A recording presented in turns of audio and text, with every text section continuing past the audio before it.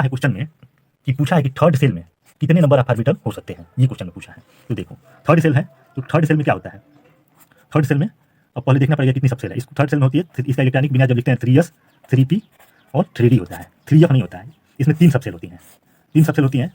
देखो ये जो है सेल है ना, इसके भीतर ही इसी में ही सबसेल पाई जाएगी, सबसेल, और सबसेल के भीतर ऑर्बिटल और ऑर्बिटल के भीतर इलेक्ट्रॉन, ये सब इसी सेल के भीतर होगी। अब देखो 3 सेल में 3 सबसेल है, या ऐसे बोल सकते हैं कि 3 ऑर्बिटल। क्लास 11th की केमिस्ट्री का पेपर डिस्कस करेंगे 2022-23 का एनुअल एग्जामिनेशन का। यहाँ पे टोटल यहाँ पे 35 क्वेश्चन पेपर में दिया गया है। इसमें सेक्शन ए में 18 मल्टीपल चॉइस क्वेश्चन है, सेक्शन बी में 7। यहाँ पे फर्स्ट क्वेश्चन आया है, which of the following is independent of temperature. निम्नलिखित में कौन सा टेम्परेचर के इंडिपेंडेंट है, मीन्स कौन टेम्परेचर पे डिपेंड नहीं करता। तो यहाँ पे फर्स्ट ऑप्शन दिया है मोलरिटी, मोलरिटी। सेकेंड ऑप्शन दिया है नॉर्मलिटी, नॉर्मलिटी। और थर्ड ऑप्शन दिया है मोललिटी, मोललिटी। और फोर्थ ऑप्शन दिया है नॉन ऑफ दिस। तो इसमें अब इसको देखते हैं। मोलरिटी जो होती है, मोलरिटी का फार्मूला होता है, इसको कैपिटल M से डिनोट करते हैं, wait upon molecular weight into volume 1000 upon V ml में, ये होता है मोलरिटी का फार्मूला।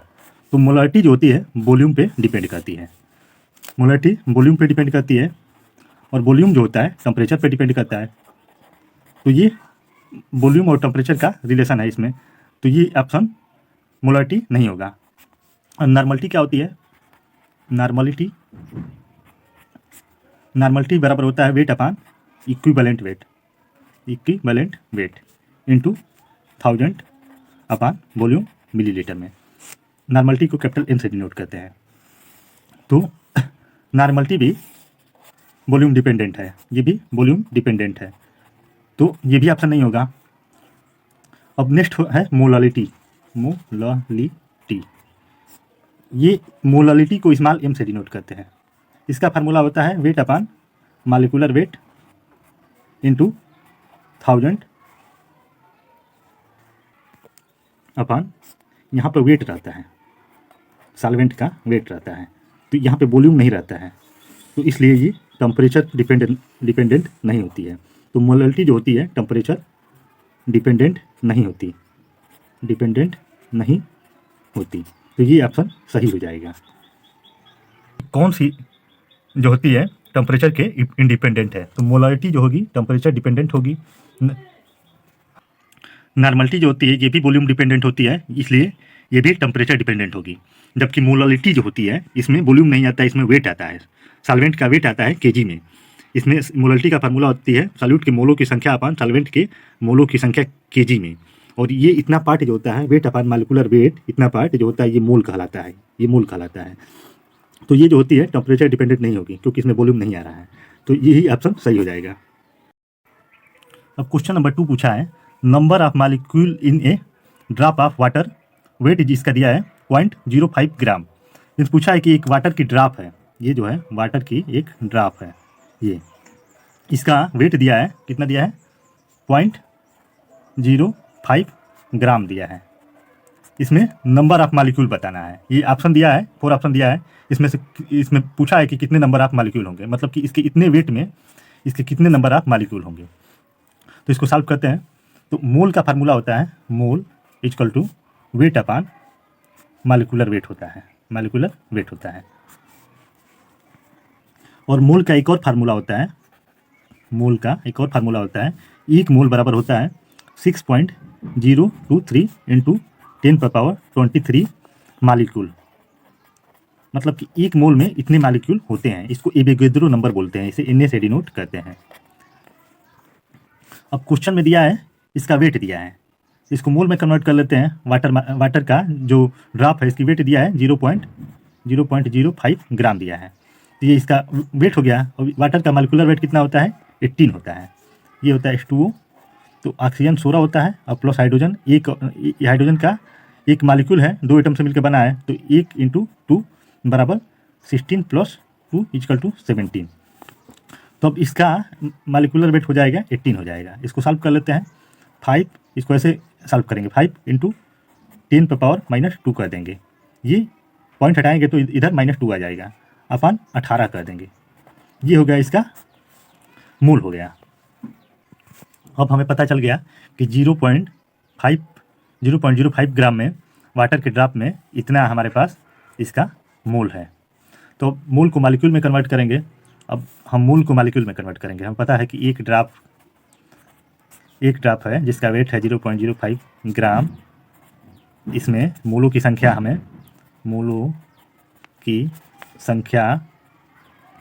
पता चल गई 5/18 इंटू 10⁻⁻2।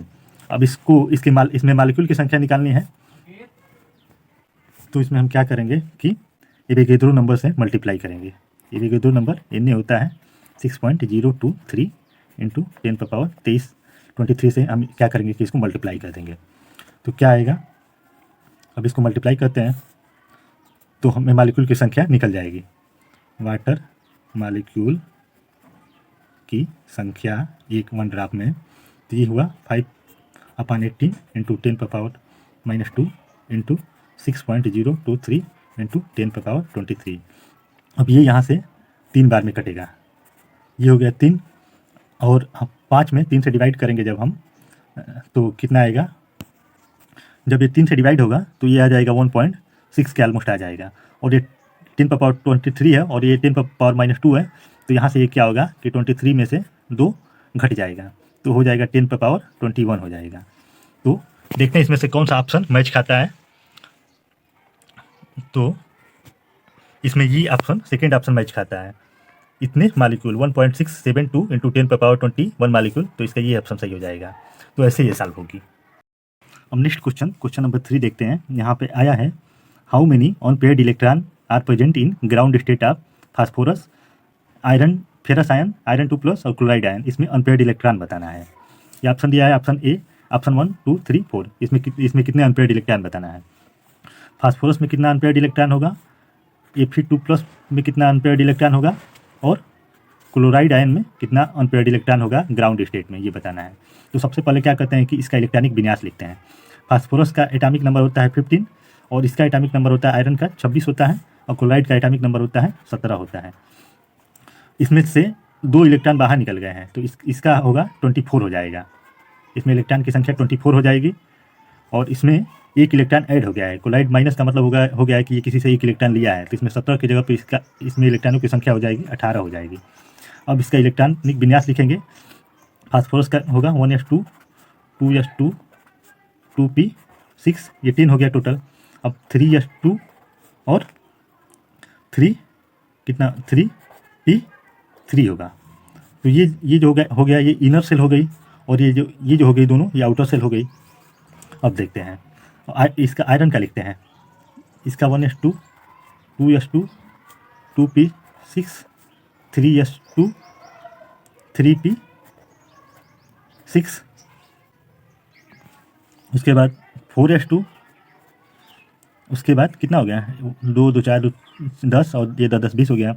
और आयरन में टोटल कितना होता है 26 होता है ना। तो यहाँ पे अब 3d लास्ट इलेक्ट्रॉन जो है, अब 3d ऑर्बिटल में जाएंगे, तो यहाँ पे इसमें आ जाएगा 3d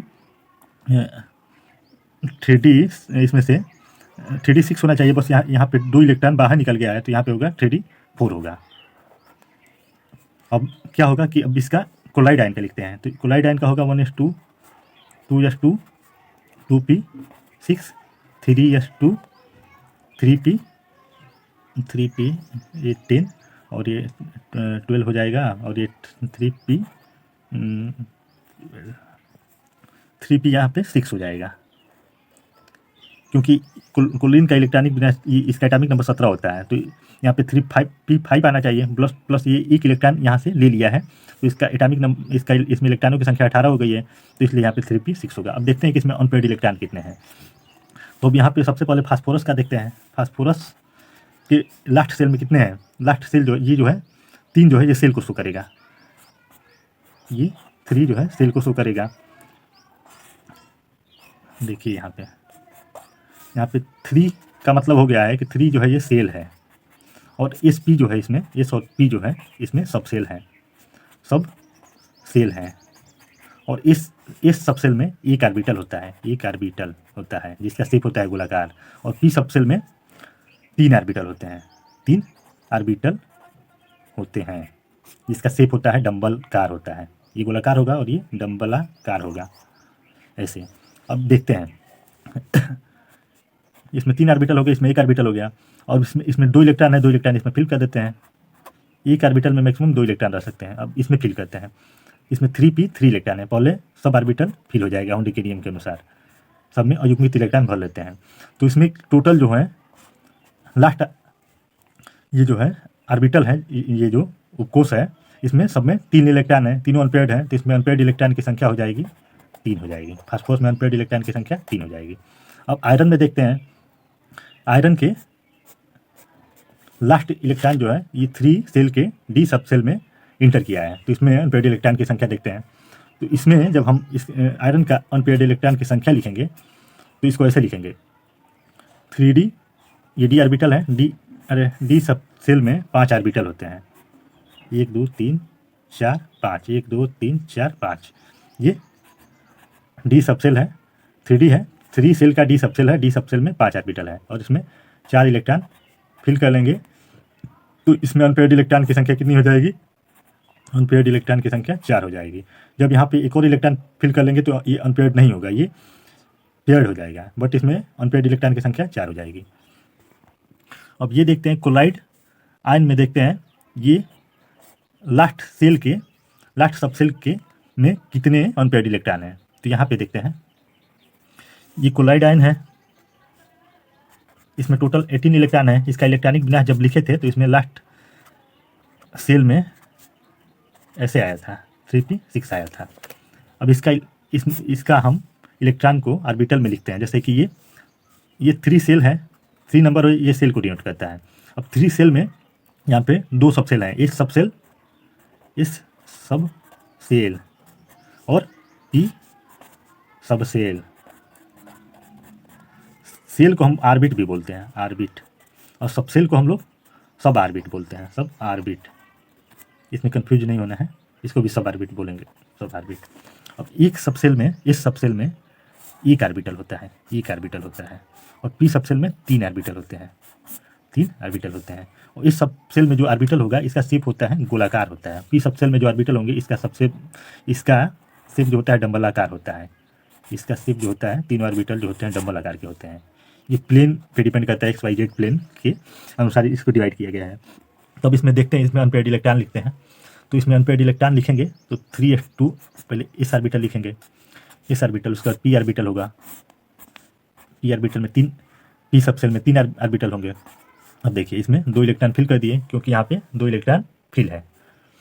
उसके बाद क्या करते हैं कि यहाँ पे p सब सेल में 6 इलेक्ट्रॉन है, तो 6 इलेक्ट्रॉन फिल कर देते हैं टोटल। तो यहाँ पे कोई भी अनपेयर्ड इलेक्ट्रॉन नहीं बचा है, कोई भी अनपेयर्ड इलेक्ट्रॉन नहीं है, कोई भी अयुग्मित इलेक्ट्रॉन नहीं है।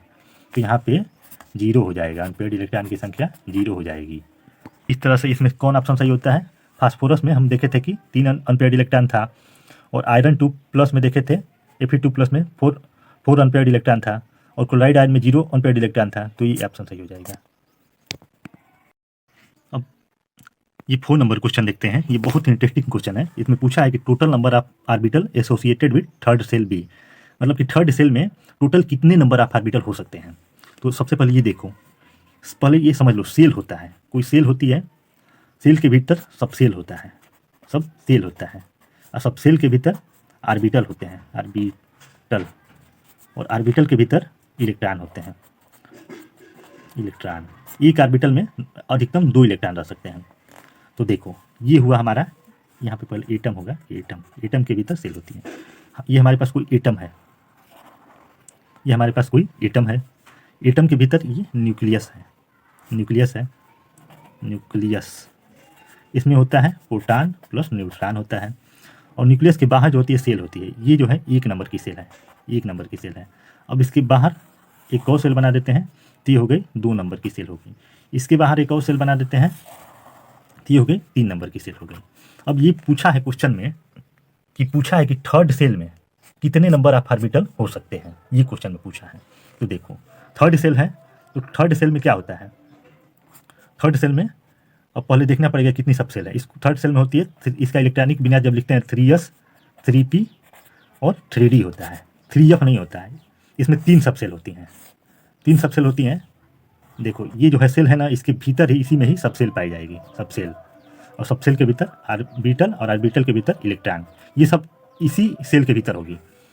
अब देखो 3 सेल में 3 सब सेल है, या ऐसे बोल सकते हैं कि 3 ऑर्बिट में 3 सब ऑर्बिट है। तो अब देखो ये हमें पता चल गया कि ये 3 सब सेल हो गए, इसमें s p d ये तीनों क्या होगी, 3 सब सेल हो गई, सब सेल। अब एक इस सब सेल में 1 ऑर्बिटल होता है, और p सब सेल में 3 ऑर्बिटल होता है, 1 2 3, और d सब सेल में 5 ऑर्बिटल होता है, 2 3 1 2 3 4 5। तो यही तो क्वेश्चन में पूछा है कि मतलब कि 3 सेल में कितने ऑर्बिटल होंगे। तो सेल से पहले सब सेल निकालेंगे और सब सेल से ऑर्बिटल निकालेंगे। तो 1 ऑर्बिटल हो गया, और ये 3 ऑर्बिटल हो गया, और ये 5 ऑर्बिटल हो गया। तो टोटल कितना हो गया, 5 3 8, 5 3 8 प्लस 1 बराबर 9 हो गया। तो इसका आंसर 9 हो जाएगा। तो यहाँ पे बी ऑप्शन सही हो जाएगा। अब नेक्स्ट क्वेश्चन आया है, arrange the following in increasing order in size. ये बहुत, इसमें ये आयन दिए गए हैं, ये जो है कुछ इसमें पॉजिटिव आयन है, कुछ निगेटिव आयन है, इनको साइज के बेसिस पे हमें अरेंज करना है, बढ़ते हुए क्रम में लिखना है। तो एक चीज़ हमें पता है कि जो इनायन होते हैं, इनायन ये बड़े होंगे कैटायन से, कैटायन से मीन्स इनायन जो होते हैं निगेटिव चार्ज वाले, ये जो हैं बड़े होंगे, और कैटायन जो होंगे ये छोटे होंगे। तो सबसे पहले क्या करते हैं कि इसमें हम ये देखते हैं कि बेरिलियम जो होता है, ये बेरिलियम है, बेरिलियम का एटॉमिक नंबर होता है 4 होता है, और इससे बेरिलियम आयन बना है। बेरिलियम आयन बना है तो इसमें इलेक्ट्रॉन की संख्या, इसका इसमें एटॉमिक नंबर 4 रहेगा, बट इसमें इलेक्ट्रॉन की संख्या कितनी हो जाएगी, 2 हो जाएगी। और नेक्स्ट है क्लोराइड आयन है। क्लोराइड आयन जो होता है इसका एटॉमिक नंबर होता है 17 होता है, मीन्स इसमें 17 प्रोटॉन है, और इसमें इलेक्ट्रॉन की संख्या हो जाएगी, ये माइनस चार्ज है तो इसमें 1 इलेक्ट्रॉन मीन्स लिया है, तो इसमें इलेक्ट्रॉन की संख्या हो जाएगी 18 हो जाएगी। सल्फर है, सल्फर 2- फॉर्म में है, सल्फर का एटॉमिक नंबर 16 होता है, और इसमें 2- है तो इसमें इलेक्ट्रॉन की संख्या 18 हो जाएगी। अब देखो, अब सोडियम आयन दिया है, अब सोडियम आयन है, सोडियम का एटॉमिक नंबर 11 होता है, इस पर 1 पॉजिटिव चार्ज है तो इसमें यानी कि 1 इलेक्ट्रॉन इससे बाहर निकल गया है, तो इसमें इलेक्ट्रॉन की संख्या 10 हो जाएगी। मैग्नीशियम 2 है तो ऐसे इसमें इलेक्ट्रॉन की संख्या 10 हो जाएगी, इसका एटॉमिक नंबर 12 होता है। अब ब्रोमाइड आयन है, ब्रोमाइड, ब्रोमीन का एटॉमिक नंबर होता है 35 होता है, तो इसमें 1 इलेक्ट्रॉन लिया है तो इसका 36 हो जाएगी।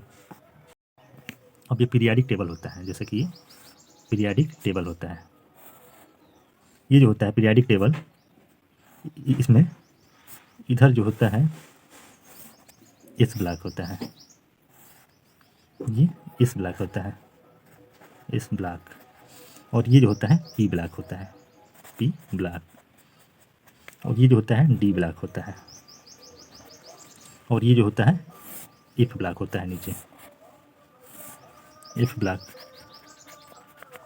अब ये जो होता है, ये जो होते हैं इस ब्लॉक में एल्केलाइन और एल्केलाइन अर्थ मेटल आते हैं। इस ब्लॉक को डी ब्लॉक में जो होते हैं धातुएं आती हैं, मेटल आते हैं। पी ब्लॉक में मुख्तलिफ धातु, मेटल, नॉन मेटल और मेटलाइट आते हैं, धातु और धातु और सब उपधातु आती हैं, और इसमें इनर ट्रांजिशन मेटल आते हैं, ये भी इसमें भी धातुएं आती हैं। अब ग्रुप में क्या होता है कि जैसे कि ऊपर से नीचे आने पे साइज क्या होती है, बढ़ती है, और ये ऐसे जो स्ट्रक्चर रहता है, ऐसे स्ट्रक्चर बनी रहती है, इसको बोलते हैं पीरियड बोलते हैं, आवर्त बोलते हैं। इसमें क्या होता है कि ये लेफ्ट है और ये राइट है, लेफ्ट से राइट जाने पे क्या होती है कि जो साइज होती है कम होती है। तो यहाँ पे जो दिया है ऑक्सीजन और क्लोरीन दिया है, सल्फर और क्लोरीन दिया है, तो ऑक्सीजन ग्रुप में ये सल्फर आता है, सल्फर जो होता है इसका 16 होता है एटॉमिक नंबर, और ये जो होता है ऑक्सीजन फैमिली में आता है, और ये क्लोरीन जो होता है ये फ्लोरीन फैमिली में आता है, हेलोजन होता है। तो इधर से जब इधर जाएंगे, इसमें दोनों में सेम इलेक्ट्रॉन है, दोनों में ये भी H2- है और ये भी क्लोराइड माइनस है, दोनों में 18 इलेक्ट्रॉन है। तो इधर से इधर जाएंगे, जब लेफ्ट से राइट जाएंगे तो साइज कम होगी, तो जब साइज कम होगी तो क्लोराइड आयन की साइज क्या होगी, ये सल्फर आयन से, सल्फर 2- से कम होगी। तो ये तो हमें पता चल गया कि इसमें H2- की साइज अधिक होगी और क्लोराइड माइनस की साइज कम होगी। अब पीरियाडिक टेबल में ये मैंने बताया था कि यहाँ पे ये जो होता है, अब यहाँ पे होता है लिथियम होता है, सोडियम होता है, पोटेशियम होता है, रुबीडियम होता है, सीजियम होता है, फ्रांसियम होता है। इस ग्रुप में होता है beryllium, magnesium, calcium, strontium, barium, radium होता है। तो ये जो होता है इधर से लेफ्ट से राइट जाने पे पीरियड में साइज जो होती है कम होती है। तो यहाँ पे सोडियम आयन है और ये मैग्नीशियम आयन है, तो यहाँ पे सोडियम की साइज जो होगी मैग्नीशियम से ज़्यादा। अब बच गया बेरिलियम, बच गया। ये जो होता है इसका एटॉमिक नंबर 4 होता है और ये ग्रुप में ये फर्स्ट है, सेकंड ग्रुप में, और यहाँ पे ये लिथियम है। तो ये क्या होता है कि फर्स्ट ग्रुप वाले की साइज ये सेकंड ग्रुप से अधिक होती है, तो इसकी साइज जो हो जाएगी सबसे कम हो जाएगी बेरिलियम की।